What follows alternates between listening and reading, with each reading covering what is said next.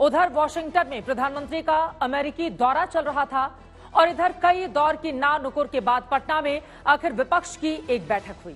बैठक में कई दल शामिल हुए और सबका एक ही मकसद 2024 के चुनाव में किस तरह से बीजेपी को सत्ता से बेदखल किया जाए। नीतीश कुमार की अगुवाई में दल तो साथ आए, लेकिन दिल भी मिले क्या, ये बड़ा सवाल बना हुआ है। गठबंधन के सारथी और महारथी तो ताल ठोक रहे हैं कि मिल गया मोदी को हराने का फॉर्मूला, लेकिन बीजेपी कह रही है ये विपक्षी एकता नहीं आसा, बस इतना समझ लीजिए।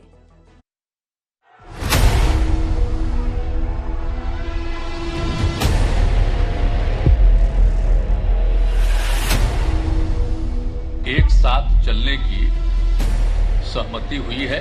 अभी जो भी शासन में है वो देश के हित में काम नहीं कर रहे हैं और सारे इतिहास को बदल रहे हैं। रंगमंच सज चुका है, नाटक मंडली तैयार है, मनोरंजन सबका होगा। अब पूरी तरह से फिट हो गए हैं,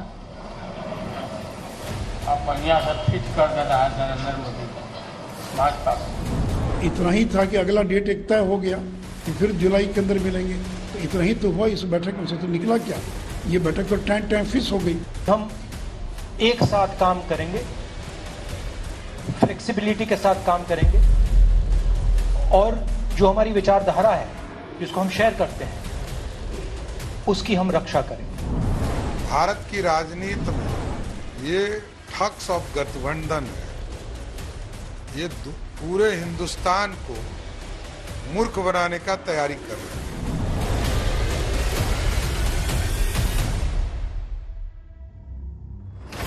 पटना में हुए विपक्षी एकता के सियासी मंथन के बाद ये संग्राम तो हो नहीं था। ये भी पता था कि बात निकलेगी तो दूर तलक भी जाएगी, क्योंकि आसान नहीं था एक छत के नीचे एक साथ इतने छत्रपों का जुटना। लेकिन जुट गए तो सवाल भी उठ गए। पटना में विपक्षी दलों की एकजुटता क्या बीजेपी के लिए सीधी चुनौती है? क्या 2024 के लिए विपक्ष को जीत का फॉर्मूला मिल गया? क्या विपक्षी दल आपसी मतभेद भुलाने को तैयार हैं? क्या वाकई हाथ मिलाने वाले सब दिल से एक साथ हैं? पटना में ऐसा वीआईपी मूवमेंट पहले कब देखने को मिला हो, ये शायद ही किसी को याद हो। 5 मुख्यमंत्री, 3 पूर्व मुख्यमंत्री, कई चार्टर्ड प्लेन्स और बिल्कुल अलग अलग विचारधारा से जुड़े नेता। नीतीश कुमार ने कुनबा तो जोड़ ही लिया और विपक्ष का दावा है कि ये कुनबा ही 2024 में देश की राजनीति का भाग्य तय करेगा। हिंदुस्तान की नींव पर आक्रमण हो रहा है, फाउंडेशन पर, इंस्टीट्यूशंस पर, आवाज पर बीजेपी और आरएसएस आक्रमण कर रही है। वी आर यूनाइटेड, हम लोग एक है, हम लोग एक साथ में लड़ेंगे। हमारी कोशिश यही रहेगी कि हम गांधी के मुल्क को गोडसे का मुल्क बनने नहीं देंगे। देश को बचाने के लिए, देश की एकता अखंडता कायम रखने के लिए हम एक साथ आए हैं। खैर, सब जुटे तो फिर भी एकता की कोशिशों में भी अनेकता बनी रही। लेकिन थोड़ा है थोड़े की जरूरत की तर्ज पर कई बातें बयान भी सामने आए। फिलहाल सबने तय किया बीजेपी को हराना सबका एक मकसद। विपक्षी एकता का कोई एक ही चेहरा होगा। हम साथ साथ हैं, भले अभी एक नहीं। बीजेपी का विरोध हर मुद्दे पर सामूहिक होगा। आज की जो स्थिति है वो 1974 की और 75 की इमरजेंसी की जो स्थिति है उससे बदतर स्थिति है। 1974 और 75 में कम से कम प्रेस को आजादी थी। आज की तारीख में प्रेस इनके नियंत्रण में है।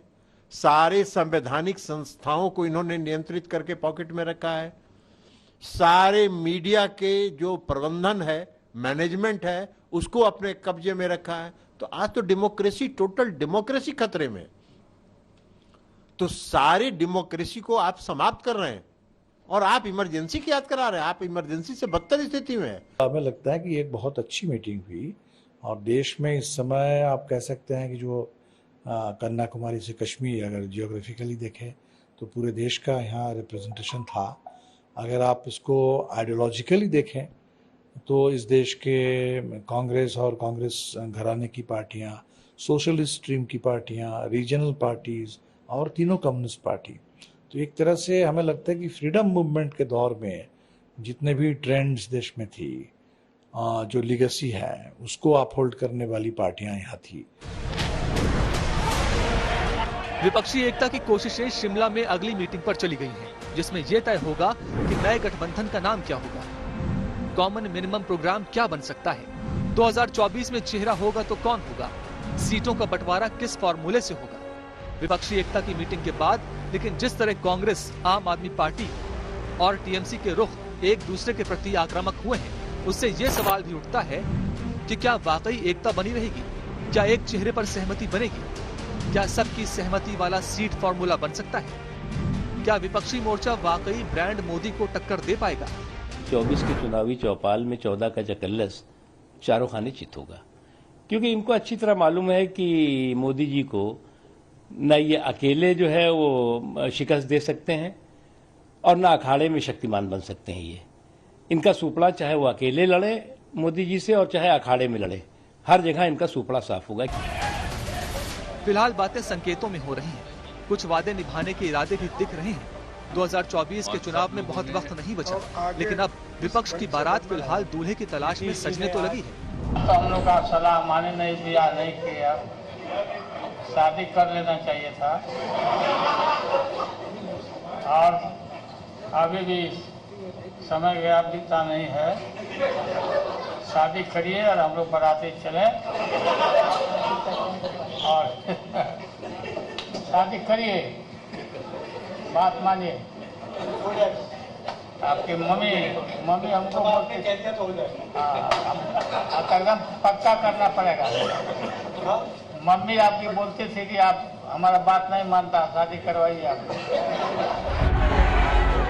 मोदी विरोध तक तो विपक्षी एकता के लिहाज से हर बार और हमेशा ही सब ठीक रहा है, लेकिन जब बात आती है अपने अपने राज्यों में अपने अपने वर्चस्व के हिसाब से सत्ता की भागीदारी में बंटवारे की, तो विपक्षी माला के मोती बिखरते देर नहीं लगती। इस बार क्या होगा ये कौन जाने।